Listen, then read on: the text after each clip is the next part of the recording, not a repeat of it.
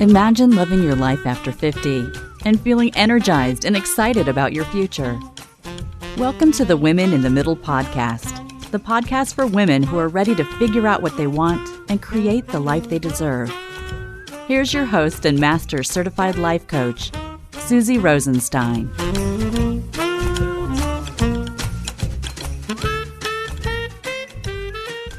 Hey there, welcome back to the podcast, Women in the Middle. I'm your host, Susie Rosenstein, your master certified coach and midlife mentor, and I'm so glad to be here with you again for this week's episode, which is all about why self-care matters in midlife.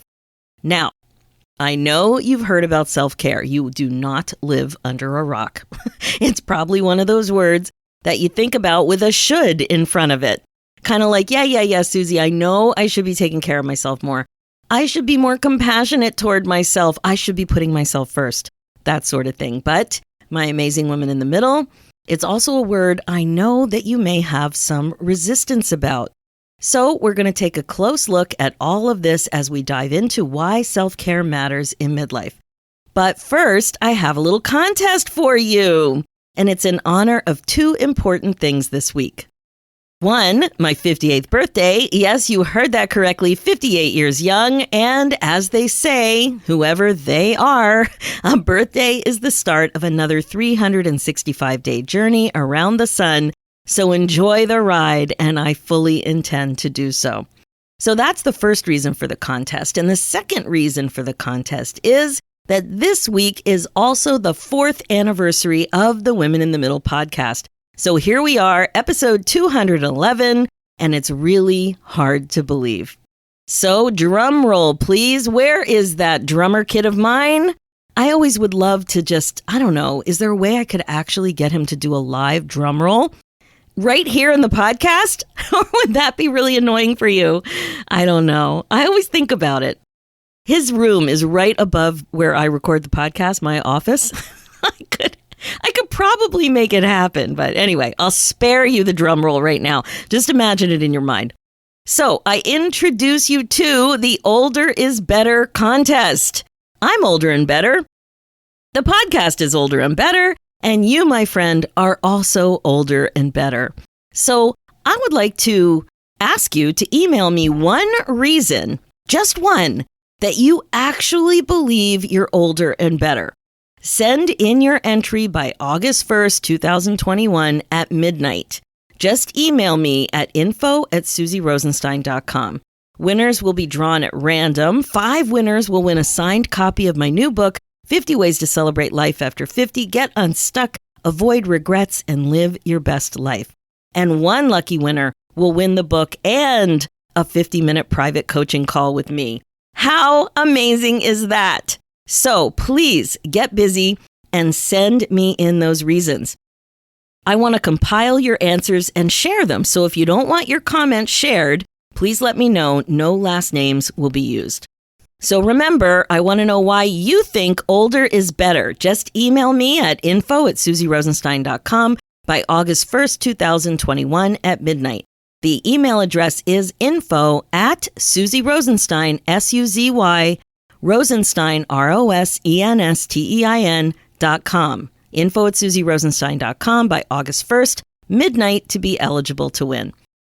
Now, speaking of birthdays, I wanted to share something I did in honor of my birthday that felt a little indulgent, but for some reason, it captured my sense of humor and playfulness. I don't know if you heard, but Lego came out with a new Seinfeld Lego set. I heard it on the news one night a few weeks ago when I was doing the dishes, and I stopped what I was doing to go look up the information. Like, I had the TV on in the kitchen, and I'm like, what? Seinfeld and Lego? What is going on here? I just had to have it. So it turns out that if you're VIP, you get early access. So having avoided signing up for all these years, even after raising 3 kids, that is, I signed up for VIP status last week, which was free. And at 58 years old, I ordered a Lego set of my own. What can I say? It spoke to me. Even though it's a show about nothing, it's a show about something. So I will keep you posted when that toy arrives. Toy, project, gift, I don't know. What should I call it? Just call it fun. I can't wait. All right, so let's dive in. We are talking today about why self-care matters in midlife. Now, I know you've heard about self-care before, but I'm pretty sure you may resist the concept for yourself on occasion. Oddly enough, I even think that self-care for women over 50 can be a bit unnatural. It can feel a little bit unnatural sometimes, or even often, depending on you. Like not a part of your regular activities. And as you know, I'm not just talking about getting a massage or getting a manicure or even having a spa day, although all of that certainly counts. And boy, would I like a spa day. When I dropped the dog off today for grooming, I'm thinking, gee, I would like a spa day. I actually said that to the groomer. Anyway, it's more than that. It's more than just doing things that are nice for you. It's also about believing that you're worth the nice effort that you would be doing yourself. And as a woman in the middle, after decades of taking care of just about everyone else, you know you're supposed to be taking time for yourself now. You probably catch yourself thinking about what you should be doing, but aren't. You also know the common excuses you tell other people, and you believe them to be true. Now, I mentioned a couple at the beginning. You know these thoughts. I don't have enough time, or I'm too busy. And so really needs me. That's another one. It's not that these situations are never valid, but for sure, they're not always in the way. And when it comes to your excuses, you likely don't even stop there. There's often something going on behind those excuses.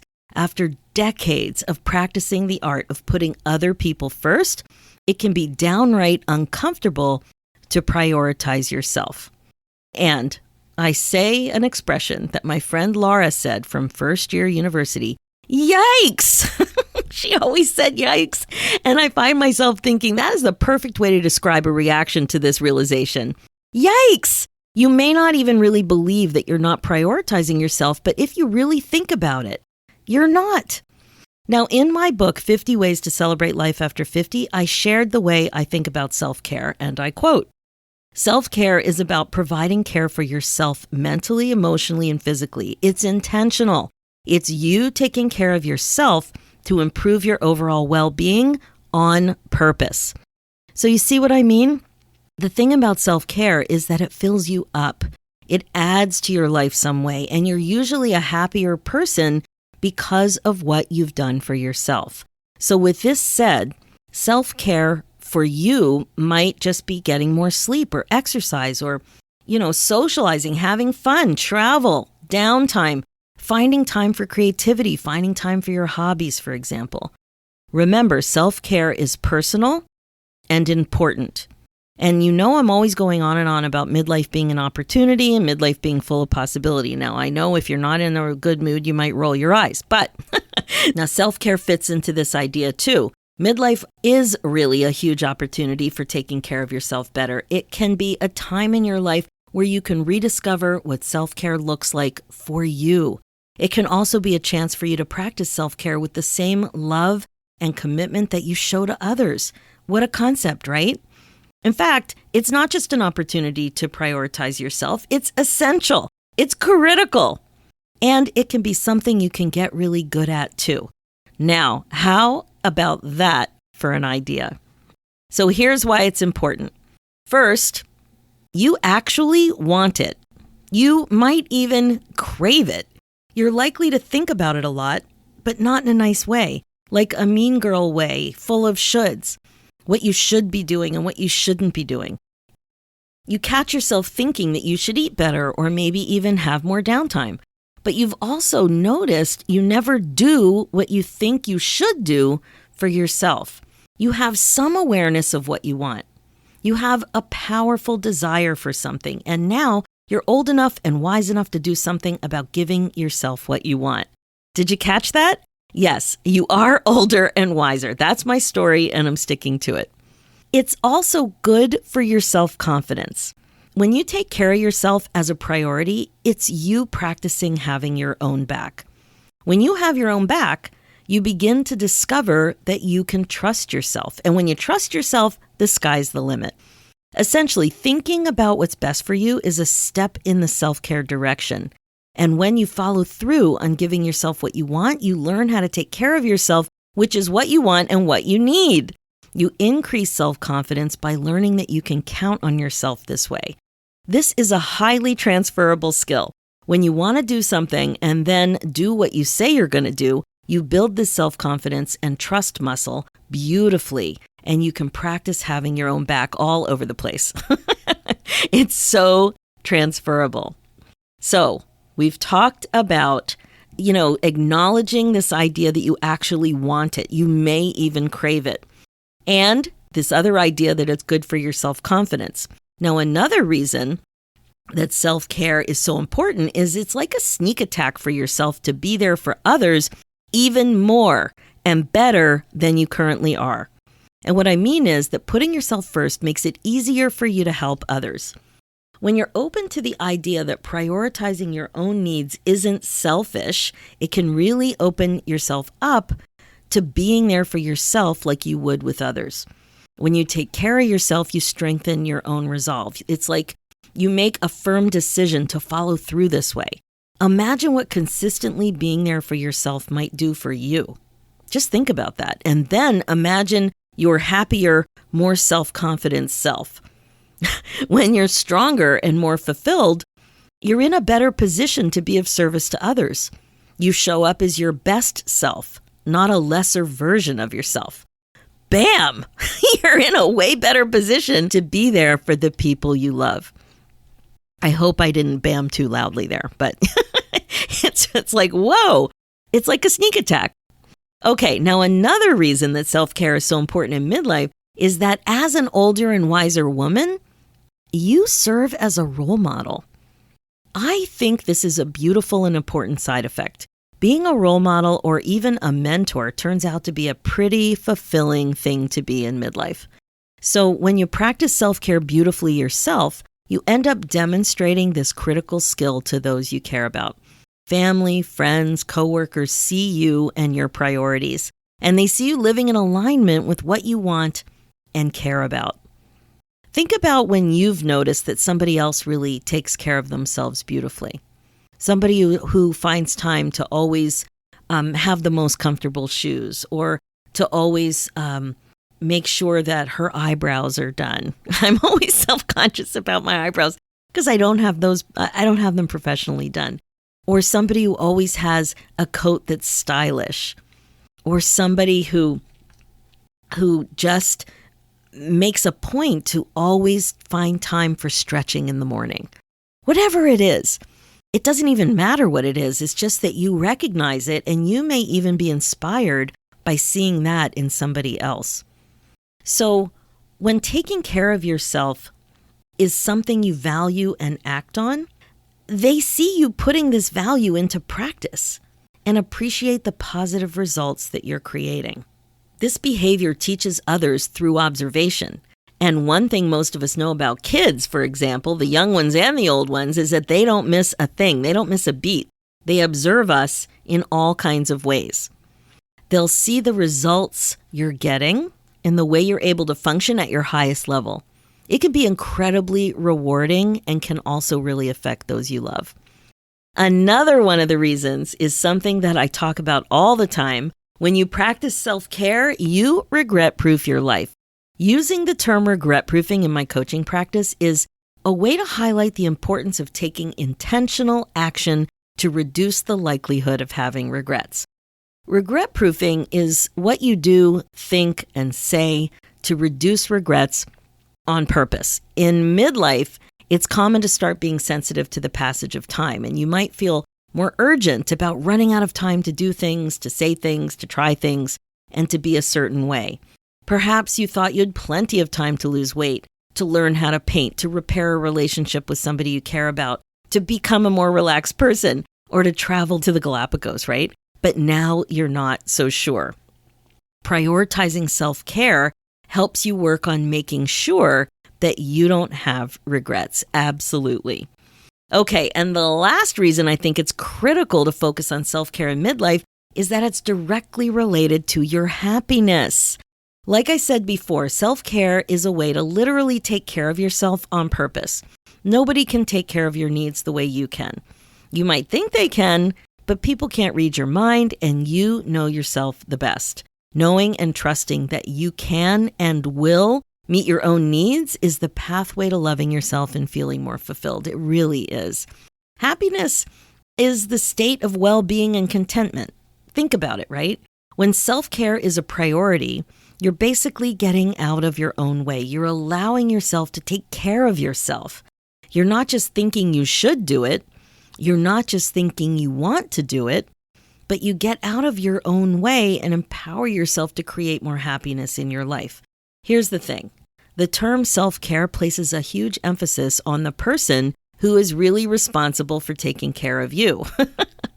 The word self is in there. So what would your life look like if you honestly made a commitment to this? And you don't need to start with the whole 9 yards. Just pick one thing. No more excuses. No more only prioritizing everyone else. Midlife is the perfect time for you to really get reacquainted with your mind, body, and soul. If not now, when? And are you okay with your answer if you decide to procrastinate and not make it a priority now? As the amazing woman in the middle that you are, practicing more self-care will help you feel great. It'll help you be more fulfilled, and it will help you find the happiness that you want. I say, go for it. All right, that's it for this episode. As you know, my focus as a midlife coach is to help you waste less time spinning and feeling stuck about aging, empty nest, relationships, your career, and even about learning how to finally put yourself first. This is what regret-proofing your life is all about.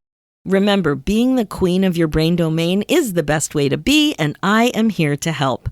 This is what you'll learn when you hire me as your coach. Learning the mindfulness concepts are one thing, but when it comes to applying the concepts, that's when you really benefit from coaching. Head over to www.talktosusie.com and book a free call to see what program's a good fit for you, and go ahead and apply to work together. It's really a great time to get unstuck, get clear, and get excited about your life again. For show notes and links, head over to www.coachwithsusie.com. And if you're feeling stuck, make sure to grab your free guide, 9 Secrets to Get Unstuck in Your 50s, at www.susierosenstein.com/9 secrets. If you or your friend is turning 50, here is a great gift. Grab a copy of my new book, 50 Ways to Celebrate Life After 50. Check out Amazon or your favorite online bookseller. And don't forget to enter that contest. Send your entry to the Older is Better contest at info@susierosenstein.com. Let's do this, ladies. It's time for you to put yourself first, one thought at a time. Thanks so much for listening, and I'll talk to you next week.